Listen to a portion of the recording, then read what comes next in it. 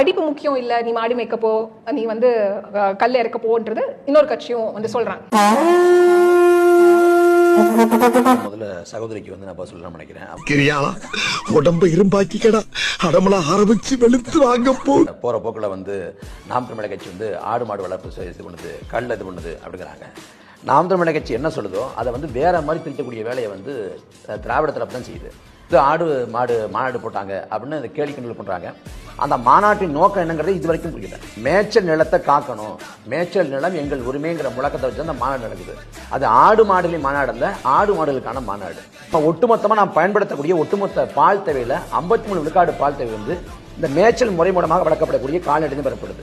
ஒட்டுமொத்த இறைச்சி தேவையில் 74 விழுக்காடு இந்த மேய்ச்சல் முறை மூலமாக வளர்க்கப்படக்கூடிய கால்நடையும் பெறப்படுது. ரேக்கள ரேசு, ஜல்லிக்கட்டு போன்ற காளைகளும் இந்த மேய்ச்சல் முறை மூலமாக தான் வளர்க்கப்படுது.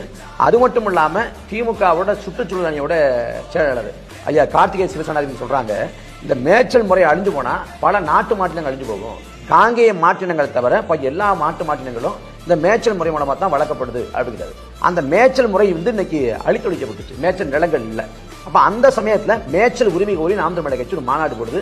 இது அறிவியல் சார்ந்தது. இன்னும் சொல்ல போனா வரக்கூடிய 2026 ஆண்டை வந்து மேய்ச்சல் நிலம் மற்றும் கிடைக்காதவர்களுக்கான ஆண்டு அப்படின்னு ஐநா சபை அறிவிச்சிருக்கு. 2011 நான் வந்து ஆடு மாடு திட்டங்களை வந்து ஜெயலலிதா சொல்லும் பொழுது நான் என்ன சொன்னேன்னா, ஒரு 10லேருந்து 100 மாடு ஒரு கிராமத்துக்கு நீங்கள் கொடுக்குறீங்க அப்படின்னா, ஆடு மாடு கொடுக்குறீங்கன்னா மேய்ச்சல் நிலம் வந்து ஒரு 10 ஏக்கர் வந்து புறம்போக்கு நிலத்தை நீங்கள் வந்து மேய்ச்சல் நிலமாக மாற்றுங்கன்னு சொல்லி நான் சொல்லியிருக்கேன். அதுக்காக தான் அவர் போராடுறாரு.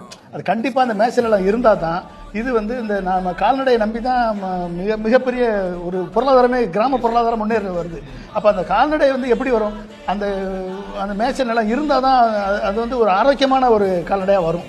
அப்போ அவர் எடுத்துக்கூடிய முயற்சி நல்ல முயற்சி, அது தவறான முயற்சின்னு சொல்ல முடியாது.